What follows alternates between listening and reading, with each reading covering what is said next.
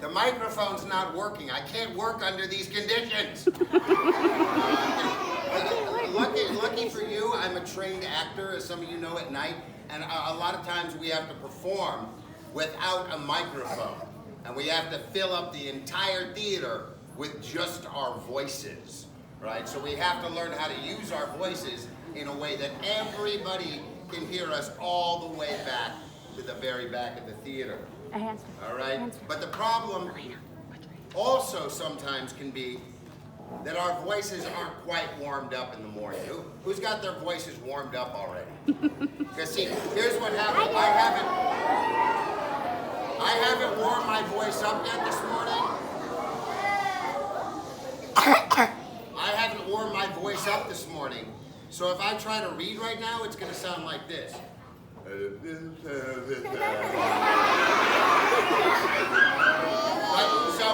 So just like we need to sometimes warm up before we exercise or before we do a sport, we also need to warm up our voices. So when we're in the theater, we need to do things to warm up our voices. And the first thing we do, we warm up our lips, right? And we warm up our lips, and you can all do this with me, all right? Ready? Right?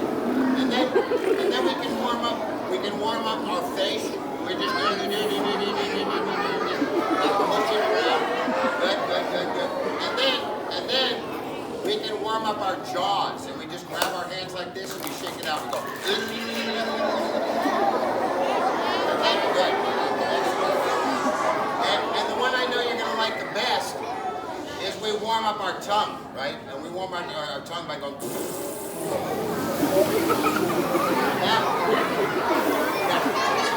All right, stop. Now wipe off the spit.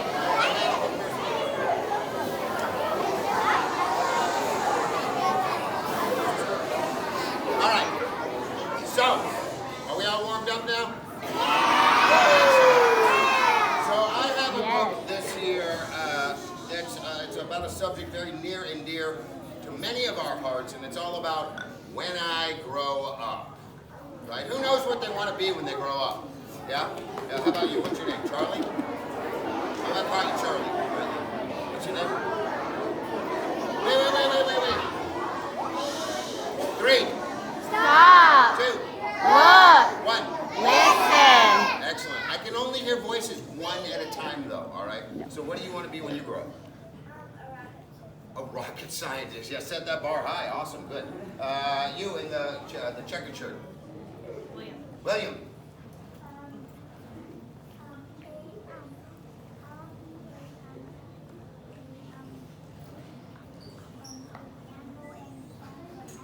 A dinosaur expert. What do we call a dinosaur expert?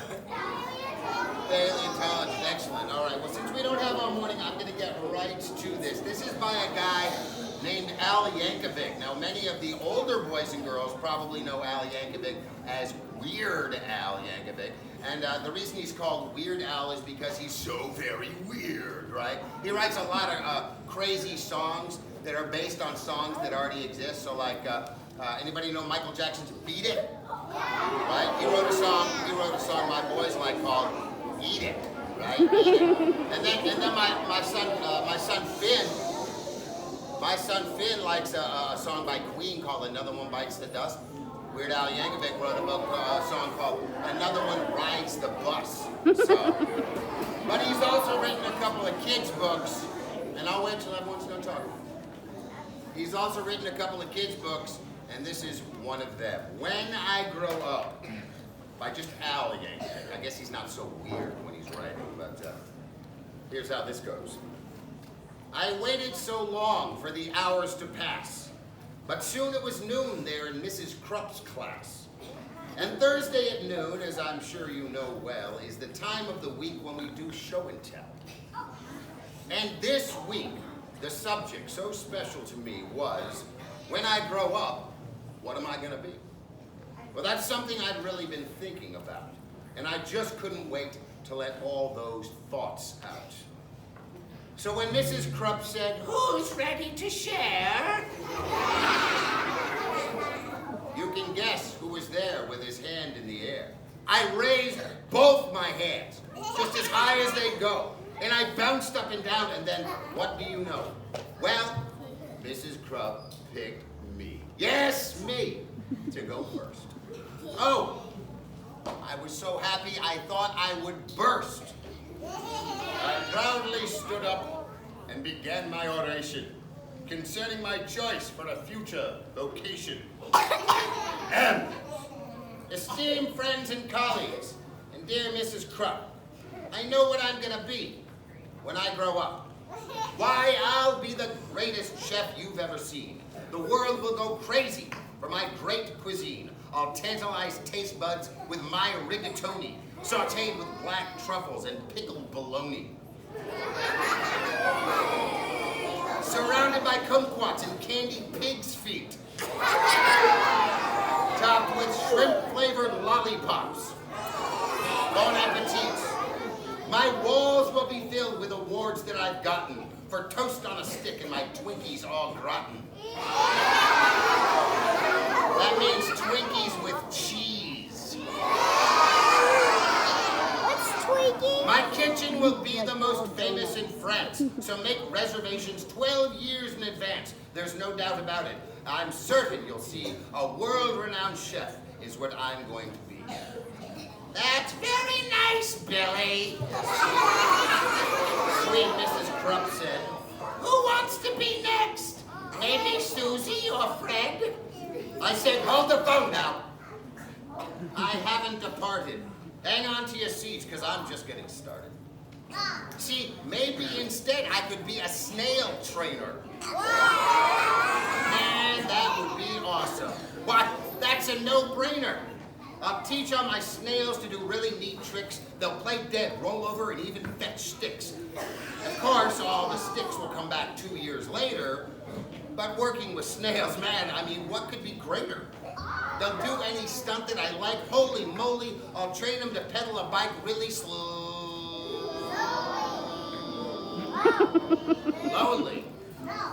Then they'll jump, I mean ooze, through a huge ring of fire and crawl at a snail's pace across a high wire.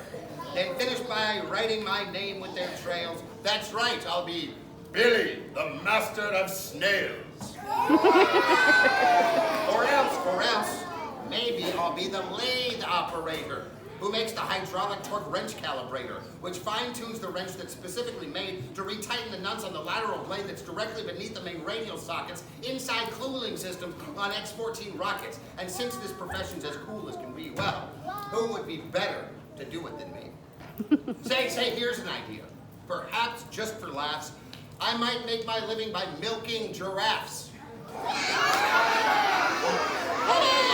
It's so cliche to get milk from a cow. And I bet all those cows need a break anyhow. Imagine me milking way up in the air. I'd use a tall ladder instead of a chair. What? Milking giraffes? Mrs. Crump said. Oh, please. I countered. How else could we make giraffe cheese? No, don't interrupt me. I'm not really through yet. There's still lots of stuff that I'm planning to do yet. Because maybe I'll be a gorilla masseuse. Or an artist who makes sculptures out of chocolate mousse. Or a rodeo clown, or a movie director, or maybe a professional pickle inspector, or a big sumo wrestler, or a hedge fund investor, or a smelly pit sniffing deodorant tester. Or I'll be an expert in nuclear fission, or else a foot model, a friendly mortician, a waiter, or skater, a master debater, or dinosaur dusting museum curator, or a TV repairman, or a sidewalk sign waver, or part-time assistant tarantula shaver. And that's about when Mrs. Crump said, now, Billy, please make up your mind. This is getting quite silly. Which one of those things are you going to choose? I shuffled around and I looked at my shoes, and I finally said, my great-grandfather Bob's did a whole lot of things. Had a whole bunch of jobs.